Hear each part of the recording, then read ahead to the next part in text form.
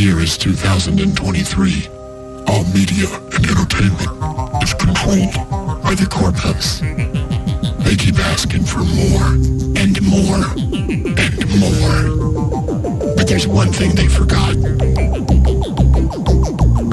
power has never belonged to the corpus. The power belongs to the people.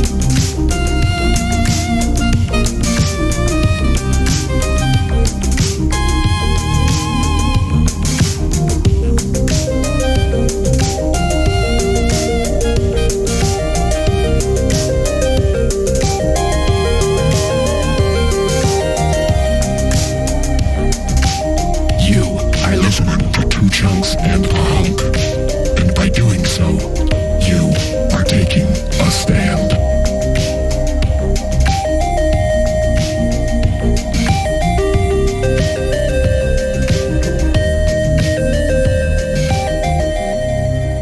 Hello and welcome to Two Chunks and a Hunk. My name is Jordan Wonders, and this week I'm your chunk. I'm Doge. And the more something scares Chunk, the more you should do it.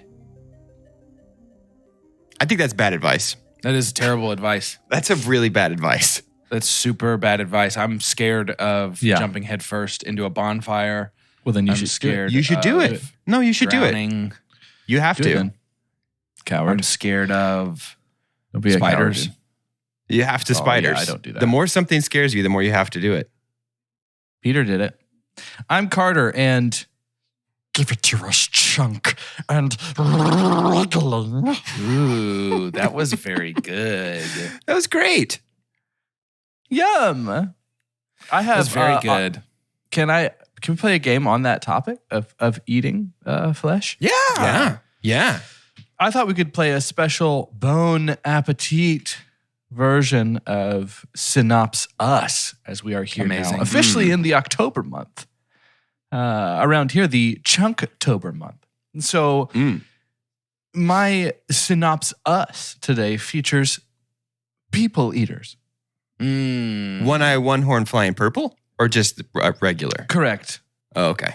I saw a meme this morning that I'll have to share to you guys, and it's like an old drawing, like black and white, like it would be out of some old like British novel or something. Mm-hmm. And it's these two men sitting together at a bar, these older gentlemen, and one of them says, "Hello, good sir, my name is John Jacob Jingleheimer Schmidt. What is yours?" And the guy says, "Brother, you are not going to effing believe this."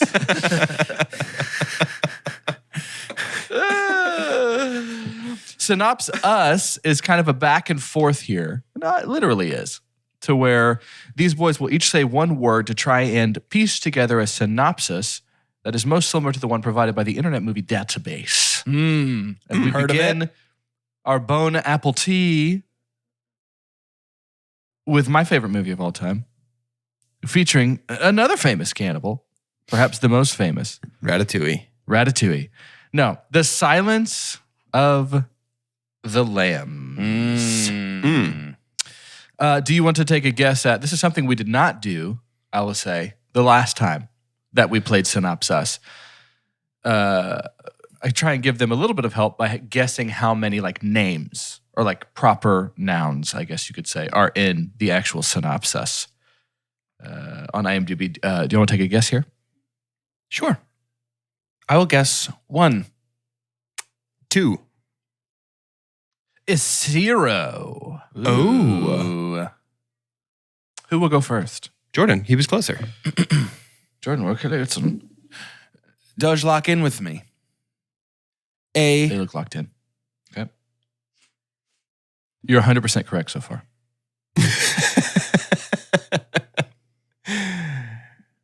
Police. Officer. Must.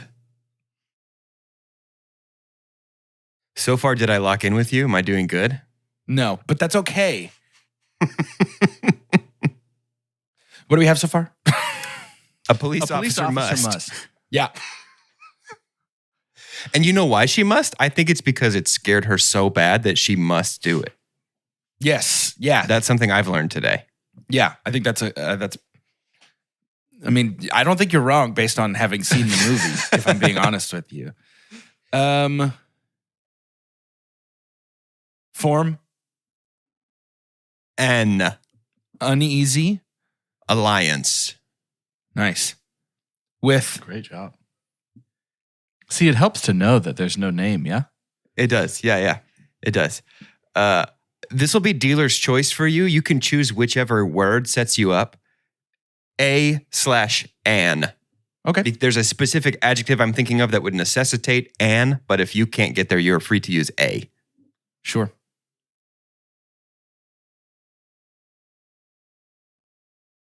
I can't get to Anne, so I'm going to go with dangerous. I think I knew what the "an" was for. What was the Anne? I think I knew it was it for incarcerated? It was. Wow. Yeah. Uh-huh. It's a fancy word that means something that's been set on fire and charred. It's been burned. Yeah, that's it. Oh, I thought it was when somebody gets a cut inside of a car. Wow. Crinimal. Alliance with a dangerous criminal. I said crinimal. Criminal. Okay. And Cannibal. in Order. to Catch. a Different. serial Killer. period. Hang up. Hang up the call. Hang up the call. End call. End police- call. Goodbye. In call. Goodbye, Clary. A police officer must form an uneasy alliance with a dangerous criminal and cannibal in order to catch a different serial killer. Pretty good. I was hoping we were going to go for a rookie detective. Oh. Yeah, we're in the same beginning. family regardless. Yeah. I'll No, read I was all hoping that. you were going to go for incarcerated, but we don't. Sometimes you just Yeah. might find you get what you need. Zing. Yeah. A police officer must form an uneasy alliance with a dangerous criminal and cannibal in order to catch a different serial killer. Yeah. A young FBI cadet must receive the help of an incarcerated Oh. and manipulative cannibal killer to help catch another serial killer. Ooh. A madman who skins his victims. Hey, this is one of the best ones y'all have ever It's done. really not bad. We did a great This job, makes me except police is not very FBI. happy. Different teams. Yeah, it's not. So I that's forgot that was actually FBI. That's okay. Good job, dude. Thanks. I'm something of a Silence of the Lambs myself. Interesting. So we know Hannibal eats people. We also know that the creature's known as the lichen, a fancy word for werewolf. It's true. Also Yeah. eat people. I present to you. I was thinking like LICHEN, like the moss that grows on trees. No, I was like, what? That eats people? Yeah, Dude, you haven't seen that movie? The 2003 classic, usually spoken in the same breath as Silence of the Lambs among the biggest movie critics. 2003's Underworld. I need a synopsis for Underworld. Any guesses as to how many names be up in here? Let me pull 0.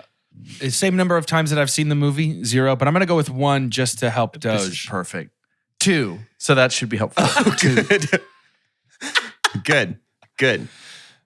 Doge, you need to start this time. It's the rules. Well, it's not, but I have never seen this movie and don't know what it is. You don't know Underworld?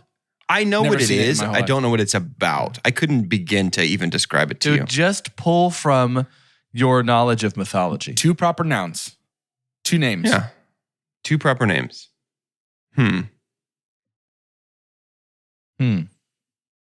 People eater. Think Hmm. werewolf. Mm. Bone apple tea. Lock in with me. How many sentences is this? Do we know that? It's 1. You can assume 1 unless I tell you otherwise. Samantha, Nice.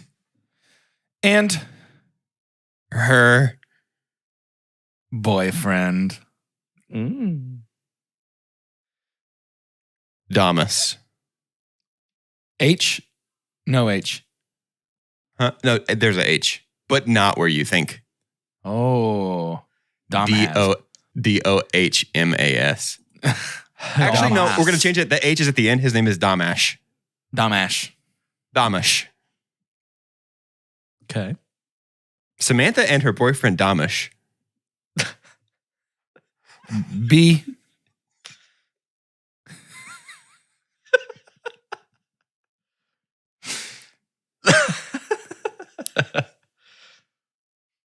Gan. No. All right. Fine. 2. Hunt. Now I see what our problem is. Because in my head, Samantha and Domash were in fact the werewolves. I think they're hunting the wolves. You can't be giving away stuff like that, dude. Remind where we are. Samantha and her boyfriend Damash began to hunt. Trying to figure out how to force this back my way. Wait, is it, if a word is hyphenated, does it count as one word? Yeah. Non-werewolves, hyphenated. because Of how That's why we do it. This is going to be good.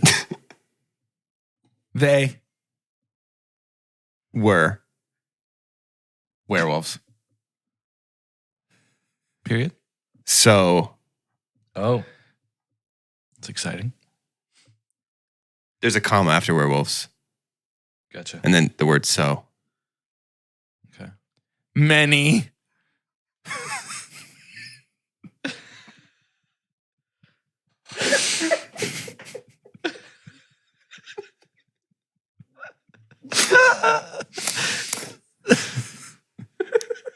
Werewolves! Exclamation point. Yeah. Yeah. Samantha and her boyfriend Damash began to hunt non-werewolves because of how they were werewolves. So many werewolves. Yeah. Yeah. I feel good about that. I actually feel pretty good about that. synopsis. That is a good one. Show me the money. Underworld, 2003. Do you think? Celine. Do you think Mila Jovovich would sign on if we pitched her that movie? Yep. She's not in this movie, by the way. Which one is she in? Resident Evil. This is the one with Kate Beckinsale. Yeah. Oh, she's Resident Evil. Mm-hmm.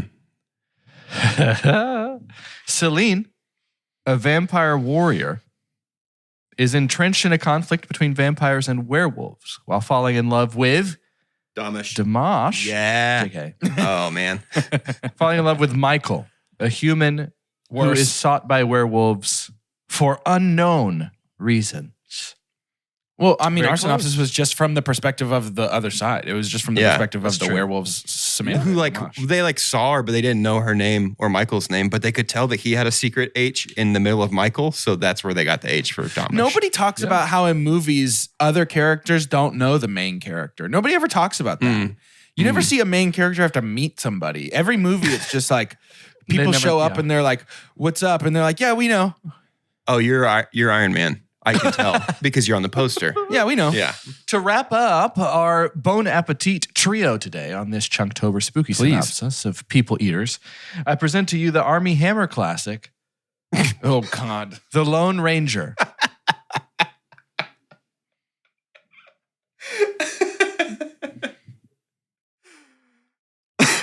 How many names we got in here, you think? 2. 2. Correct. I'll say 2. okay. I was gonna say 3. You can go first. Well, You can go will first. say nothing. You can go first. It's okay. How many sentences? 1. 1. You told me to assume that, even though it makes an ass out of you and me. I still assumed it. 2013. Happy 10-year anniversary. The special new release of Lone Ranger in theaters. Is Johnny Depp in this? Yes, he plays. Yes.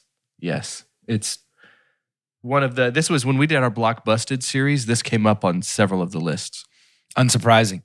Yikes. Jonathan Depp, why did you do it? What a bummer. The Lone Ranger. and Tonto Yikes. Eat. Only People. Are we done? And- I need to have No. a punctuation. and Okay, sorry. No, you're Yuck. so offended. but Was that 1 T or 2? Ew.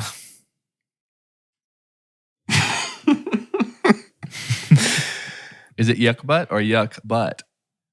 yuck, comma, but Okay. And then my word was ew. Okay. and how many W's? Just the two. Like ew. Period. Okay. Yeah. Thank you. The Lone Ranger and Tonto, I went ahead and put in the parenthetical, yikes. Thank you. Eat only people and yuck, but ew. Mm-hmm. Yeah. Native American Mhm. warrior Tonto recounts the untold tales Untold. that transformed John Reed. Sorry, guys. You think I know the Lone Ranger's secret identity? A man of the law into a legend of justice. Thank you for joining me on the Bone Apple Tea Synops-Us. You know what's funny? This is good because this is a discussion that I think is worth having because we're in the era of nothing is sacred, remake everything. And to be fair, right? So we need to. I think it's only fair to acknowledge that there are some versions of that are exciting. So like the Noah Hawley Alien series that's coming is exciting. When Disney decides to remake live action Beauty and the Beast, that's not exciting. There's like different flavors of the go back and do something again that can be exciting. And I think it's tempting for me to believe that this is a newer phenomenon, but I mean, clearly even 10 years ago, they were just grasping at like, what IP can we just try and update for money? I mean, 20 years ago, Yeah. Oceans. Yeah. Like, it's remakes all the way down. Yeah. Lots of them, dude. Do you have anything besides the Alien series? And what are you talking about, Jordan? I haven't even heard of this. So Noah Hawley, who does Who- Fargo and Legion, Noah Hawley has announced within the last like month, I believe, that he will be showrunning a single season, like limited series of Ridley Scott's Alien, like a OG Alien. It is a prequel, though. wow. I'm reading the release right now. Oh, is it's it? a prequel set 70 years before the events of the 1979 film. I like that even better. Oh. Yeah. So it's probably that first ship that they find. Uh-huh. Oh, that would be cool. No, that first ship, though, is Prometheus. Is it? I thought Prometheus was like pretty far before the Nostromo and all that. Yeah, I It don't think is. that's... Yeah, I think it's the first ship they find, probably. Interesting. The first time. It'd be cool. Yeah, I like Yeah, I'm Noah down. Hawley's work most of the time, and I think that I sort of feel like y'all tell me. Does it feel like we might be entering back into as a pendulum swing from superheroes, sci-fi and fantasy are coming back It in a does. big Yeah. way?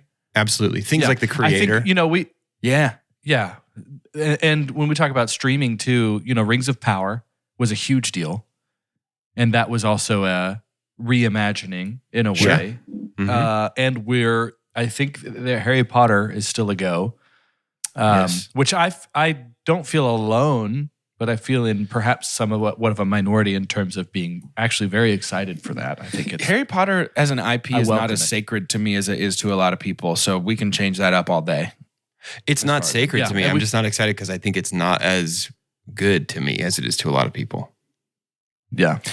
Yeah, I Well- think the books are better than the movies for the most part. So if they stick a little closer to that and give us some more character agree. development, I think it could be pretty awesome. I think it's going to be great. But that's just the optimist here. It's just the optimist. Optimus Prime.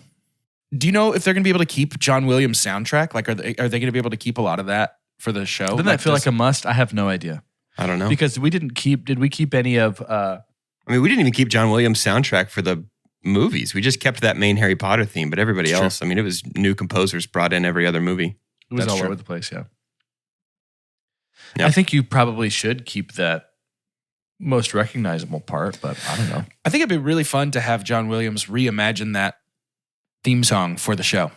Yeah. I think he's retired. It's not like, for some reason I thought of Ghostbusters, maybe because it's Chunktober. But like no matter, there's been iterations of Ghostbusters all over the place, but there's still that, ba-na-na-na-na. Like you just Yeah. kind of have to. like like Jurassic Park. All the Jurassic World sequels kept that same theme. Yep. Yeah, you gotta. You have to. Can you imagine a Jaws film that doesn't have those like two notes? You never get the ba-na. Jaws is a perfect example of like, let's not touch that one to me. Let's only make the Meg from now on. Sure. Yep. Yeah. Let's iterate on Jaws, but let's not remake Jaws. Yeah. What do you think would be a good? Because we've talked about it before. We haven't done. Have we done Jaws for this podcast? Yes. No. Did we not do it for favorite director? Was it Jurassic and E.T.? Jurassic and E.T. No. That was Indiana Jones and E.T. That was Raiders and E.T. We did Jurassic Park for the Comfort movie series. Yep. Oh. No Jaws, though. I actually have never heard of it. What is it? People were not as afraid of sharks until Jaws, right? Is Yeah. there like can that even happen anymore? Is there a creature in the world that just exists that it's like that a movie could be done the right way that you're like, oh, I'm not playing around with this anymore? It's a good question. There is no Shark Week without Jaws, correct? Right. No, definitely not. I think that's probably true because I don't think people are as scared of alligators as sharks, but I think they probably, on average, humans, Probably attack just more on people, average in the world, we encounter one more than the other. Tell me how this hits you guys. I think you could do one of like a survival horror movie of campers like stranded in the woods. And we're not going bears for this one. We're going like birds Cocaine of Bear prey. already made me more scared. Cocaine Bear already made me scared of bears. Like birds of prey, like falcons or like eagles or something that could like swoop down and attack. Because I think that's Why are the we being ingredient for attacked? Jaws. Why are we being attacked? And then you find out the weird kid stole an egg from the nest and he's had it the whole time and that's why they've been attacked. Uh-huh. But this wouldn't be like birds, though.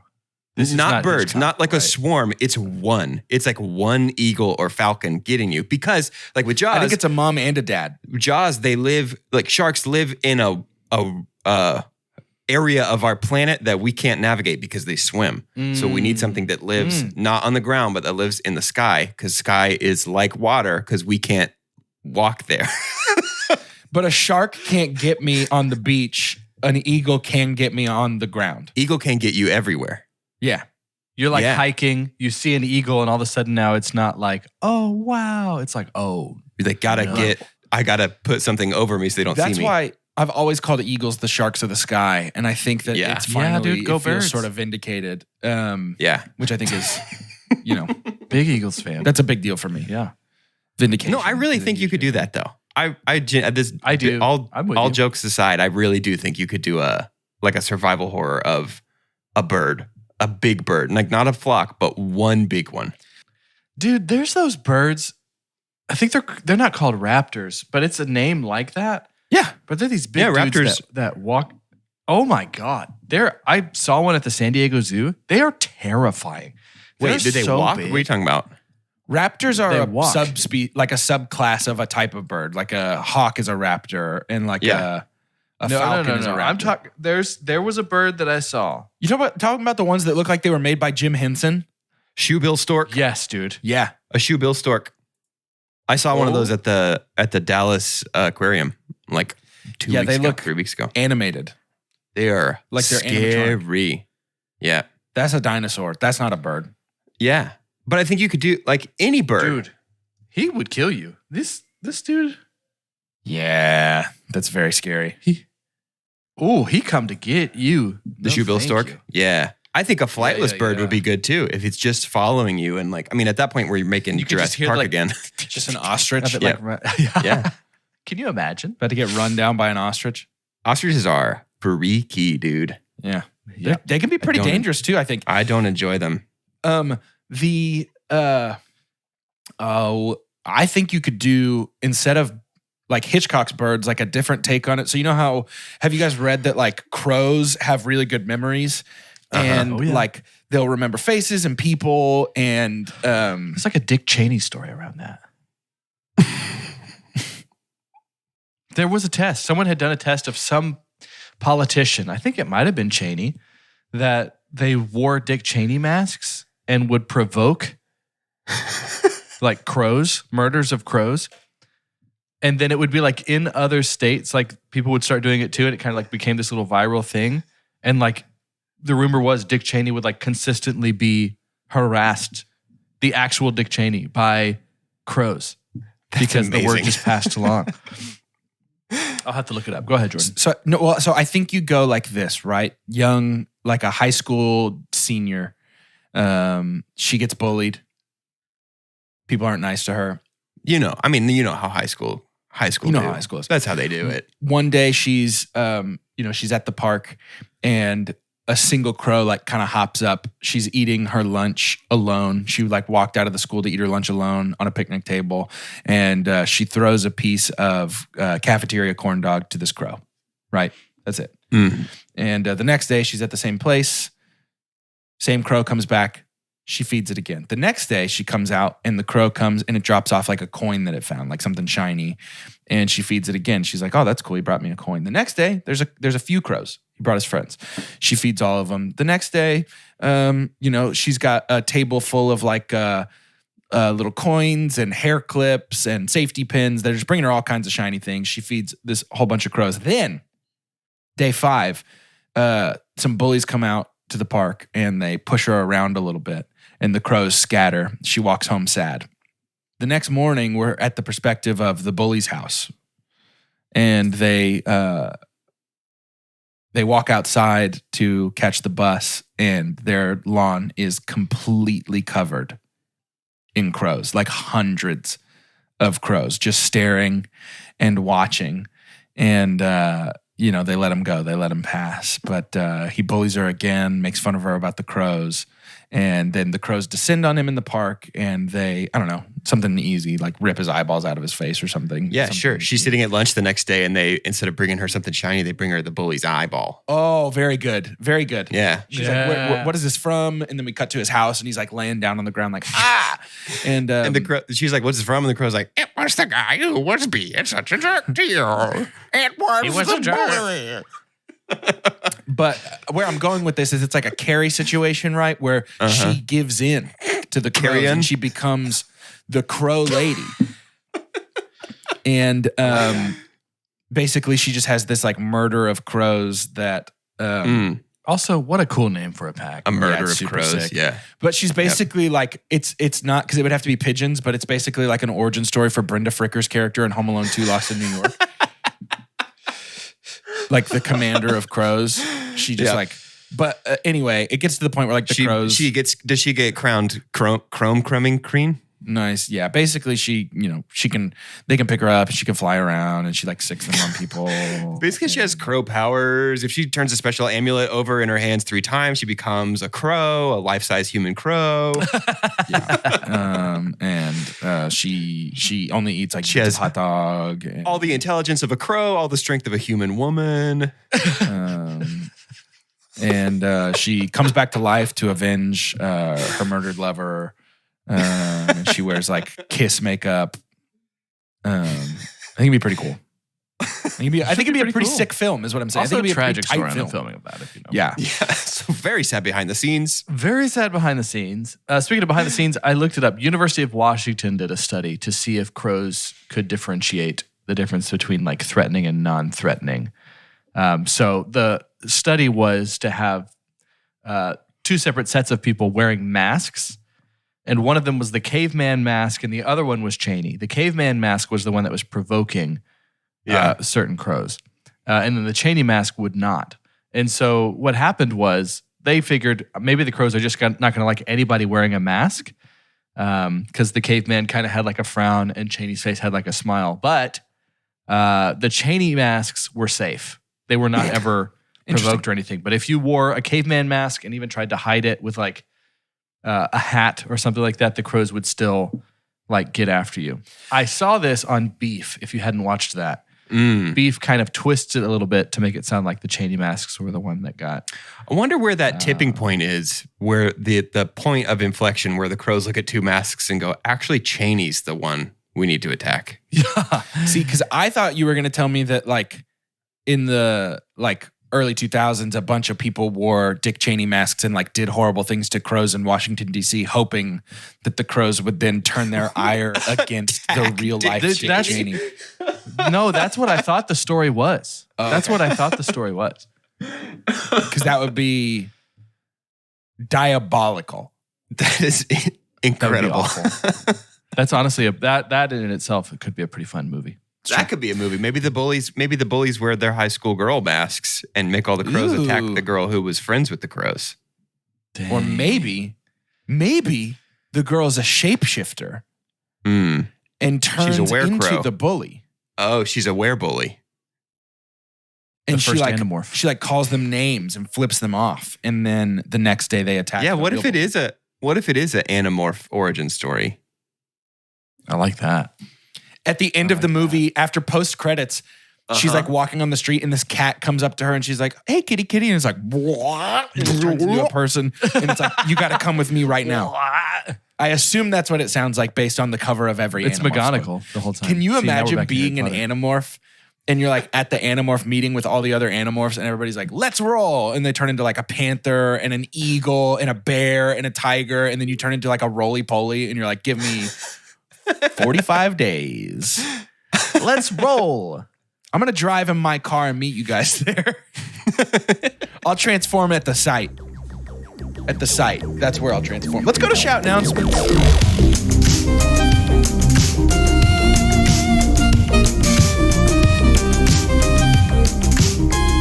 Welcome to Shout Announcements. We're jumping right in. It's always fun to do this. Amazing. I have a big announcement.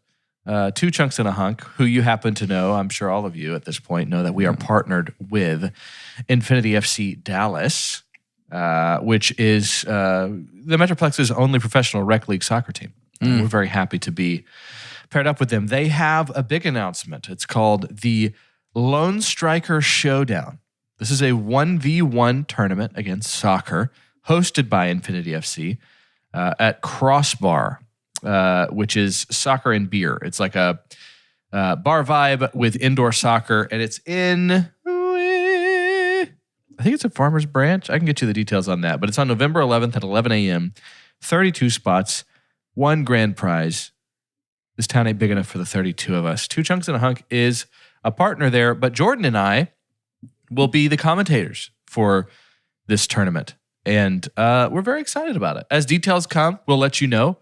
But as Chunkies, man, let's get people out there. It sounds like it's going to be just a fun. This is on a Saturday. Starts at 11 a.m. I think it's just going to be a fun, chill 3 or 4 hours. If you just want to hang out somewhere, 3 or 4 hours. Watch each match. Each 1v1 match is 3 hours per.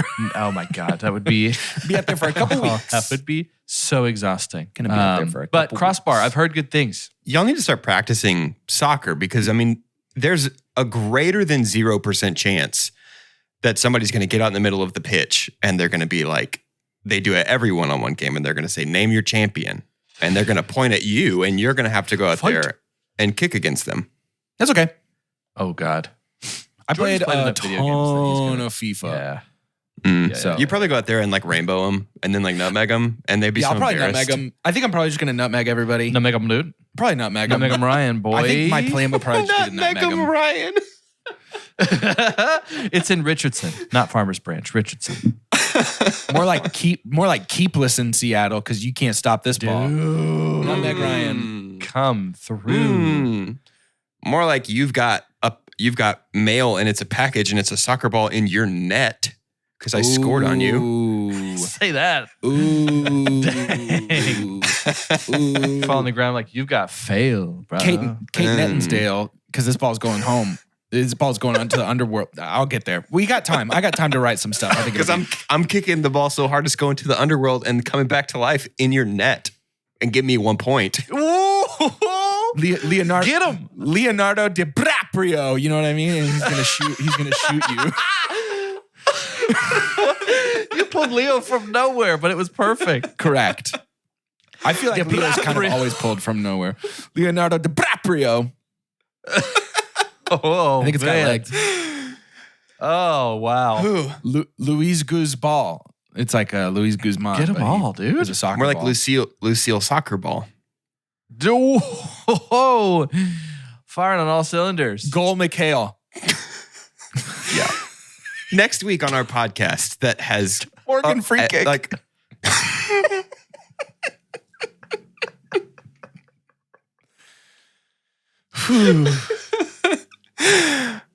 next week we're watching Let the Right One In. We're about to go into our discussion of Raw, which thanks to all you ding-dongs who voted for us to watch the nastiest movie of all time. Let the Right One In is next week, and we hope it is much less yucky to look at than Raw. But we'll be doing that next week because that's the one you chose for us. And I was going to say you haven't let us down, but I mean, you did make us watch Raw. Back to the show. I can only assume that most of the people who voted for us to watch Raw have not seen it and voted for it because they thought it would be funny to make us watch the cannibal movie.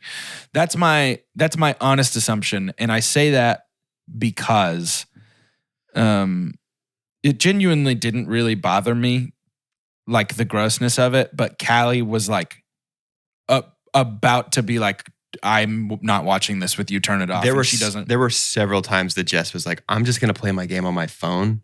She was like, I never about to vomit. Chelsea does not watch Chunktober with me. Sure. She's just not about it, so she doesn't even have to worry about that. And of course, she wouldn't have done this. So my viewing was not with the empathy of my poor loved one who's also here with me. So it might have been a different experience for that sake. Did you think it was funny? Did you laugh at it? I loved it, dude. I would just pause sometimes on certain scenes and take photos and try and pick the right filter for a background on my phone. Yeah, I got wallpaper. Make you want to go get some ribs, like go get some barbecue ribs and eat while you're watching it. I did eat dinner during the final 30 minutes of the movie. That's tough. I had a tummy full of pizza when I pushed play. Wow. So I was watching this mostly in an airport and on an airplane. Oh, cool. Because in public. I was on my way back from my trip. Dude, I was an aisle seat. Oh. And maybe the middle section to sit down, and people are walking by, and I felt like a creep, bro. Yeah. Because I was just kind of covering my phone. And in my mind, I'm like, I just have to do this because I'm getting home late. This is not a morning with a cup of coffee movie. I think nothing in this series would be. Nope. And so I'm just kind of like, I'm just pressing through. I'm protecting you people. There's like kids walking by. I'm like, I just have to. I'm just going to do this. That's so funny. But we've seen a lot of gruesome in Chunktober. You know, we've had rituals in this was no less gory than really Midsommar. Hard. Yeah. No, not at all. But there is something that our writer and producers understood that's a bit more taboo and a bit more uncomfortable. Sure. About people eating people. Yeah. And so all that to say, something that I did enjoy about this movie was ultimately incredibly unique. Yeah. In terms of, I don't know. I'm so glad it was French. It's so weird to talk about because I loved Midsommar and I love Silence of the Lambs. And so when I'm watching any movie, I'm looking for something that just is an experience. And I feel like it's well done and it's moving to a certain extent. And so I found myself in this international series being like, what a perfect country to do. And this is not a slight on France. But it's like, did it feel like this? No, I'm not kidding. Didn't it feel like something an about American the romanticism? would never do that. No, they absolutely would. But there's something about like the romanticism of like the way this was shot. Totally. And part of what makes it disturbing too is it is also the transition of this young girl's life to come into a place that's already semi-experimental. Especially with like your sexuality and things like that. And then, throw in some what appears to be passed down from her lineage. Genetically inherited cannibalism. Yeah. Woof. Yeah. I think that is That's tricky to me because I think like it at least feels clear that the cannibalism, like the developing a taste for human flesh, is meant to at least on some level represent a a sexual awakening for this girl who has it's something that has been forbidden to her, and then she gets to college where there's no rules, and she's like, let me try this, let me see what this is about. And I think I have trouble reconciling that with the end of the movie where it's like you inherited your cannibalism through your mom. I think either of those ways to do it are effective, but I think that you inherited your cannibalism through your mom totally cuts the legs out of a thematic reading of this movie.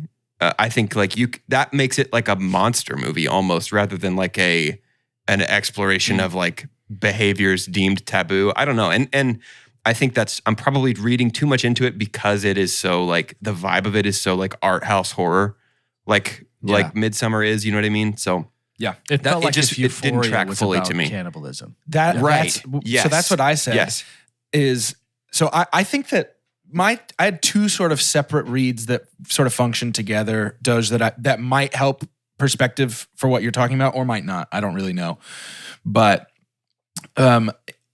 my read on it as I'm watching the movie is that it's less about inherited cannibalism and more accidental passing down of something because of restriction.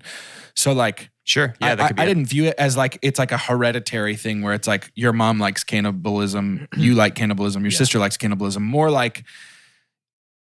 to try and curb it from happening, you forbid something that if she had just had regular amounts of meat her whole life, she probably wouldn't have escalated all the way to cannibalism. But because it was she was sheltered, it was helicoptery, that when she got that taste of freedom, she went just as crazy as mom did. So it's this self-fulfilling prophecy of don't be like me, we go zero tolerance. And because of the zero tolerance, once there's a taste, it goes from 0 to 100 rather than from 30 to 40 or whatever. But also the read that I got from it more than anything thematically was sort of the weirdness of following in a sibling's footsteps and literally cannibalizing their life, taking the things that they do and doing exactly what they do and not wanting to do that or trying to do it but make it your own. I'm an oldest sibling, and I've never been at the same school with a sibling of mine at the same time. There's too much of a gap between our ages, but I have always attempted to never place expectation. My brother went to the same college that we all went to and rushed the same fraternity. And I always wanted to make sure that it was not because I did it, but because he wanted to do it. And so watching this movie and watching, is it Juju? Is that what she went by? Justine, yeah. Mm-hmm. Yeah, but I think her mom called her Juju at the beginning. Yeah. Mm-hmm. Watching Juju. And Alexia is her sister. Sort of forge her own path while following her sister, not because she idolized her sister, but because it's safe and comfortable and feels like home. To me, that was the significance of straight up eating her sister's finger. That's the first human flesh she really tastes. Dude, so that's my super pump is that scene. It was incredibly disturbing. Yeah. But just what a roller coaster ride of where we were emotionally. Yeah. It was hey, here's this thing that these two sisters are doing that feels like a big part of that transition. Oh, you've not had a Brazilian before? Let me show you. And then it's oof. And then they fight, sibling fight or whatever. And then this accident happens. And if you're paying attention to the movie, you're okay. You know what's going to happen. Yeah. You know what's going to happen. But the way it lingers, I felt like there was a lot of lingering that this movie did. But in my opinion, not too much of it. I think they could have just stayed on kind of it wasn't Grindhouse. It wasn't right. Saw. It's ooh, look how gross this is. Right. We're just going to stay here.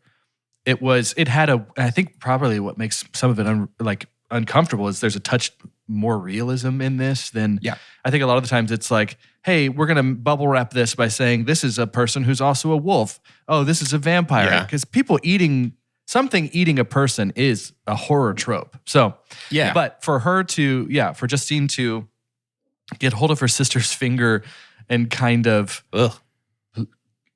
lust for it a little bit and start to chew at it. But then like the actual super pump for me is Alexia coming back to being conscious and having that eye contact. Yeah. And that Tears. moment right there. Yeah. Most of what happens that's really moving in this movie, zero script. It is like, and that is so hard. So I guess a bit of my super pump is wrapped up with just the acting. Garance Malier, I think, is the young girl who plays Justine. But she's so the good, moment that dude. they're looking at each other and she's like, her mouth is obviously bloody from what her sister actually literally knows is happening. Yeah. And can empathize. Here was this catalyst moment of them both realizing like, wait, does she know? Right. It's like, oh my God, she has it too. And it's this secret her sister's lived with for a long time, and now, well, crap, the tears of little sis has it too. Yeah. What a bummer. Man. Yep. So I think the acting is phenomenal in this movie. I really do. Yeah. I think it's like pretty much all around excellent. I think the dad is the weakest point. He was like so out of place for me all the time. Like his vibes, I just couldn't pin down. I didn't care for. He went too heavy into keeping a secret. Yeah. It felt like he it was just didn't work for me at all. too mysterious. Didn't need to. Be.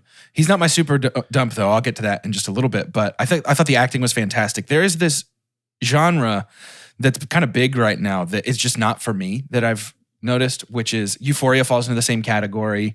Stuff like maybe Riverdale a little bit does too. And this movie definitely of like, I don't know what to call it other than like movies about school and school-aged people where they all behave like they're like 24-year-old MDMA like rave. I don't know. Like I tried to watch Euphoria. We got 2 episodes in and I was like, I just don't like this. I'm not enjoying this. Like I've been in high school. I've been in a big high school where a lot of stuff happened and nothing like this happened. Like this is insane. And I just feel a little bit like it's like, okay, so at your veterinary school, all the professors like thumbs up, sign off on just everybody walking around sticky with blood, and you guys That's all my go, super sure, dump. sure. Actually, is like the like initiation into like the student society or whatever.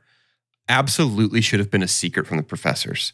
Like it should have been something like to be like hidden and repressed and taboo that they do like in the woods outside of the school. Like sitting on the school bleachers and dumping probably pig's blood all over the first year veterinary students is like, what? Like that totally, that honestly kind of broke the movie for me a little bit. And I was not enjoying it up until Carter's super pump. I think like once Juju started eating people, I was like, okay, this is like, this is interesting. Yeah, and but like before that, it was just like, let's go to mean school. This is mean college where everybody sucks and all the professors and students hate That's you. a great way of putting it. Yes, dude. My super dump is wrapped into this too, in that if mom is trying to cold turkey keep us from this, like leaning into this thing that she feels like is just innately something she's born with, and it sounds like they know Alexia suffers from the same thing. Yeah. At some point, or at least dad does. I don't know. Maybe I couldn't tell at the end if it was like, oh crap, they found out their entire family is this way. We always thought it was just mom. But like the horror of it all, that's like, hey, don't go to that cabin. Hey, it's really dark down there. You probably should not take the flashlight that you know is running out of batteries kind of thing. It's like, hey, why are we who are afraid our first 18 years of their life about them liking flesh, going ahead and having them go to a vet school full of cadavers? Yeah. It's like, why are we, and we know there's this initiation with the blood and everything. It's like, don't you think it's going to happen? Is that what mom's worried about? Is like she's about to. Mom went to that school. Like, you know what so it's did like dad. She there, knows Mom. better. So did dad. That's where they met. They did the initiation. The They whole know they're family. going to be forced to eat rabbit kidney. Like, you know it's going to happen. Right. Why send them there? So- No, there was this like It Follows-esque dreamlike state that most of this movie took place in. 100%. Yeah. That didn't work for me as well here as it does in It Follows. And I think it's because the first 45 minutes of the movie before we eat the finger is another one of my least favorite genres, which is sad, silent protagonist has movie happen to them. And I just felt like Juju was just like a passenger. And I know that's part of the coming of age thing where it's like she has more agency after. Yeah. The first thing she really decides to do in the whole movie is eat the finger. That's like the first choice she makes. And if it is a coming of age metaphor, like mom and dad both came of age. You can't stop a kid from coming of age. So maybe that's what veterinary school is. I think that is part of it too. But I think that for me, the place where it falls apart in this dreamlike state is when it dips into that like sad, silent protagonist has movie happen to them, and it's happening to them at like mean school, mean university, where everybody's mean and awful. And it's just like, I don't know. It's too many things combining. Let me talk about my super dump, and then I want to talk about my super pump as well as we're sort of winding down here. My super dump is... it's not just this, it's more like what this represents, but it is this specifically. The crashing of the cars on the road and the eating of the passengers. I know France is like a country with like infrastructure. So at some point was nobody like, these crashes keep happening in the same spot on the same road. The exact same spot on the same road. People get ate after the crashes. There's bite marks. Yeah. Like nobody's talking about that. There's not. I love the pre-title though. I love just seeing that. That was a haunting. Yep. Just the French and the super like wide country road. Wide shot of Loved that, like low angle wide shot. But yeah, I thought really the same good. thing, to me, that's an example of like art over sense, where it's like it's a cool I think the whole concept, movie is, but it dude. doesn't. I think the whole movie is that. Yeah, and in the dream state, I get it, but like if we're gonna ground it to where she gets arrested at the end, that just don't confirm that police happen in this world, and also make me assume that the police don't have the ability to put strings that kind of of events thing together. That's like, imagine setting the movie Midsummer in a national park in America, where it's like there's infrastructure and stuff around that where that would never happen, and even though it's dreamlike, it breaks it. I think that is what this feels like, where it's like this is like a total like divorced from real reality.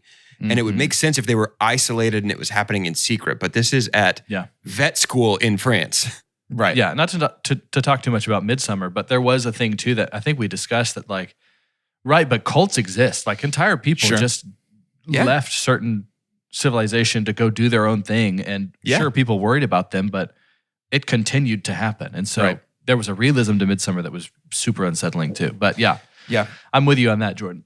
I just think tonally I struggled with this movie because of that insistence on the dreamlike state, but also the insistence on grounding it in some gruesome reality.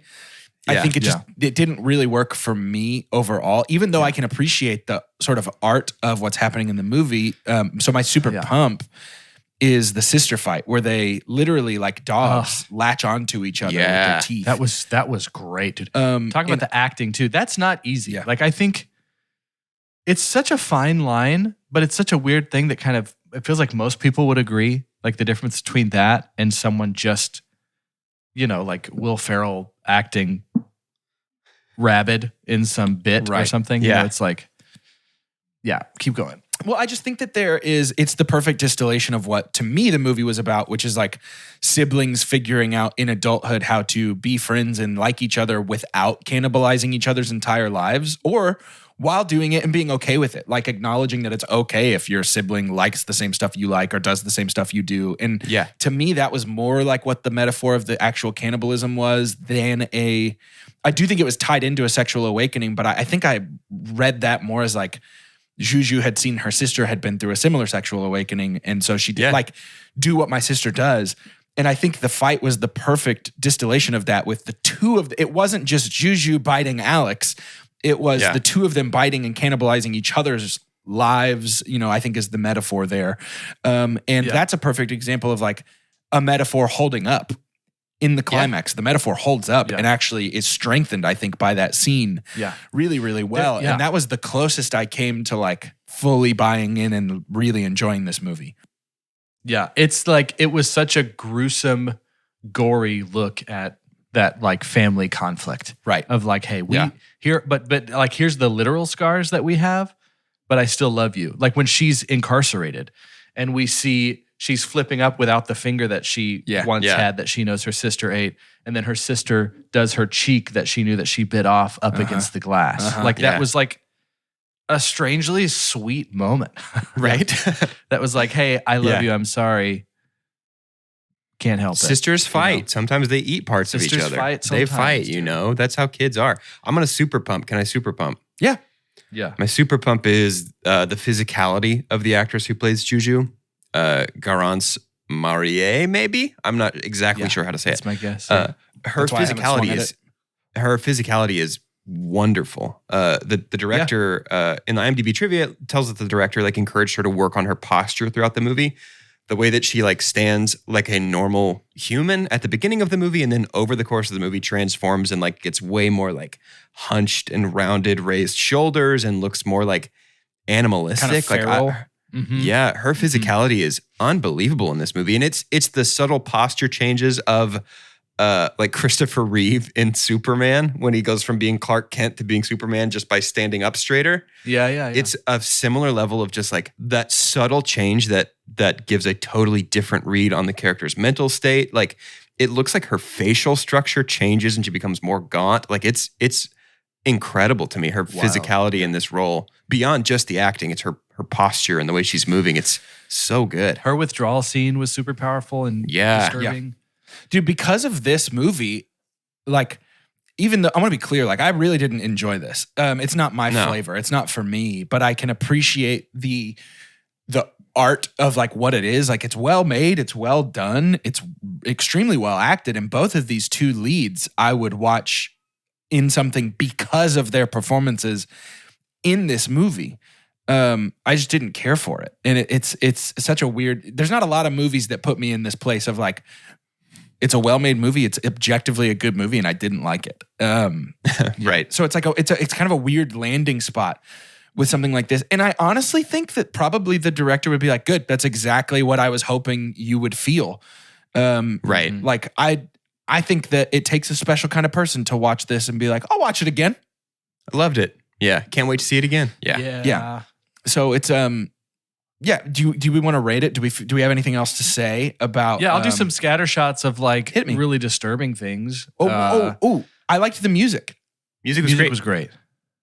Yeah, music was really good. The scene where it's just after she's starting to, her skin has reacted to. Oh yeah, no, that's gross. That was tough. The scratch is that what you're talking about? Scratching like so hard. Yeah, she's like, but also subconsciously eating her hair. Yeah. The hair vomit scene was a lot. That was tough. Way long too. I was like, this for is I 2 think about seconds away 27 from being minutes. Comical.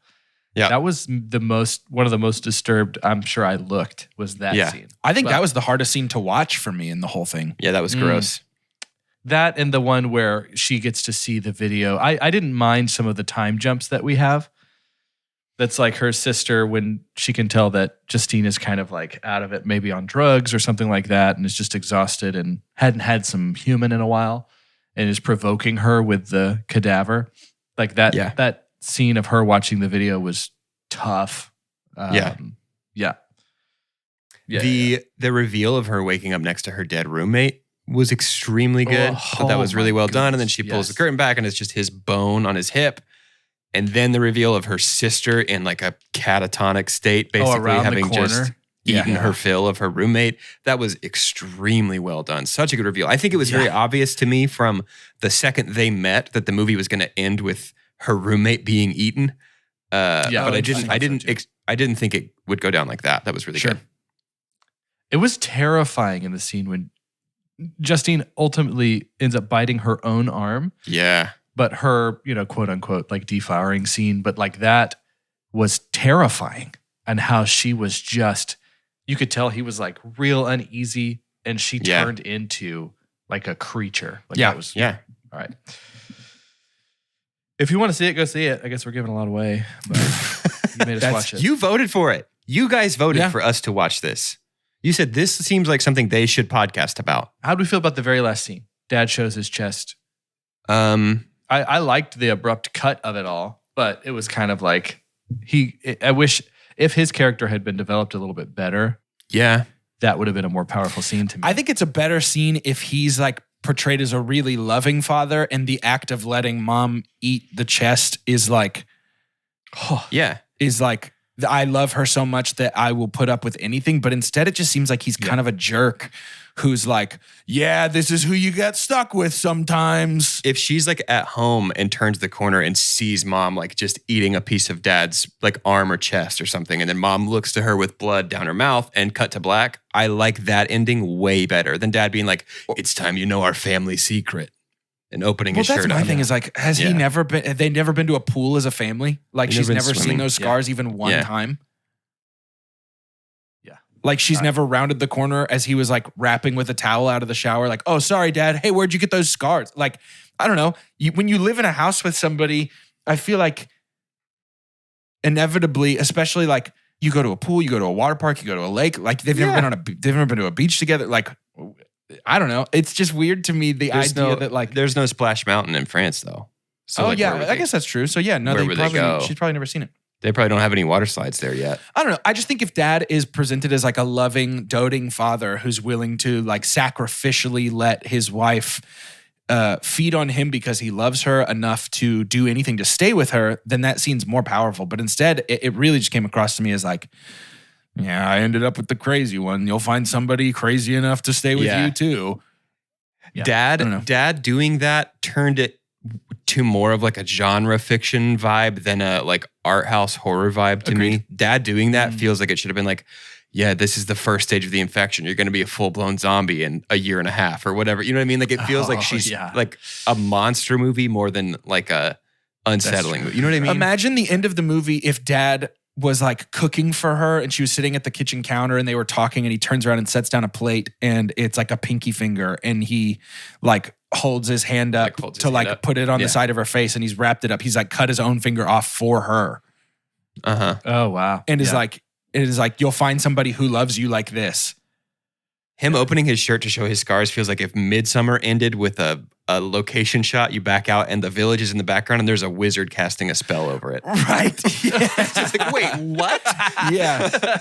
That's a good point. Totally. I don't know. I think that if the story that we're supposed to take from this, as far as like the like sacrificial love of the dad, if the story we're supposed to take from it is like someone will accept you for your weirdness, your quirks, your idiosyncrasies. Yeah. Then I think him willingly, like eating human is not entirely sexual in this movie. That's not all it is. So if he literally cut off a piece of himself to give to her so that she could feed, and like essentially like find somebody who will love you like this. Yeah. Before we rate, that's the thing too of me like talking about, because French cuisine is also supposed to be like, I mean, that's the pinnacle from Ratatouille. And so to me, the sexualization of food is not super new. I think it's just like, just in general of like just lusting after something. But yeah, obviously when you mix it with human flesh, different vibe. Not for me. Let's rate this movie using the scientific cinema scale, which is perfect and as follows. The best thing we could ever say about a movie is own it, don't lend it. Buy that poster. The next best thing is buy it. That's followed by rent it. And then stream it. After that is forget it. And last but certainly least, the worst thing we could ever say about a movie. God hath forsaken us. I rent this movie. And it's a pretty close buy. I think I honestly was surprised. At the beginning of the movie, I thought this is going to be the wrong kind of exhausting. There's certain horror movies that feel like a workout in a good way. But sometimes it's like, man, I did not need to walk this far. I could have just taken a car. But this, the way that it did, like we said earlier, around the time of my super pump, when Justine really does start to lean into her tastes, it becomes really, really interesting and unique, which uniqueness in horror is one of my, that's always going to be a great, great thing for me. Yeah. So I rent the movie. I'm streaming it. I think it's a well-made movie with great acting and an interesting concept. I think the first 45 minutes are painfully boring. And I did not like it. So this is a weird rating for me. But I didn't like the movie, didn't care for it, but I can appreciate well-made movies, even when they're not my particular flavor. And that is this in a nutshell. So yeah, this is a stream. I don't like it, wouldn't recommend it, but if you're going to watch it, enjoy. It's a rent for me. And listen, if you're listening to this podcast, I don't think you should rent it. I don't think you should watch it, but it's objectively a rent to me. Subjectively, it's a forget it. I'll never watch it again. I didn't enjoy it, but it's extremely good. But you shouldn't rent it. I'm gonna rate it, rent it, but you shouldn't rent it. See, I think the last 45 minutes are pretty good. I think the first 45 are incredibly boring. I think it's really, really well made. I think it is, like, the craft of it is extremely good. I agree with that. It's a directorial debut for our director. This is her first feature film, which, oh my goodness, what a strong debut. Talk about the first one. That's wild. Yeah. I would love to watch more of her work. This did not turn me off to the artists involved in any way. I just don't like this particular She did the art show piece. The Servant. M. Night Shyamalan? She's the director of that show. Oh, that's cool. Yeah. Interesting. Next week, we're going to be watching and talking about Let the Right One In. Where's this movie from? Sweden? A little Swedish flick? Yep. Hurdy-gurdy. Sorry. I think that Now all the Swedes that love our podcast are furiously emailing us. if you think that Swedish people don't love and appreciate the Swedish chef, you're out of your mind. There's no chance. I prefer the American chef, Carmi Berzotto. Guy Fieri? Guy Fieri, yeah. Gary Ferrari. Bam! Flavor Town! Now all the Americans who love our show are furiously emailing you. That's true. I can tell. I can feel it.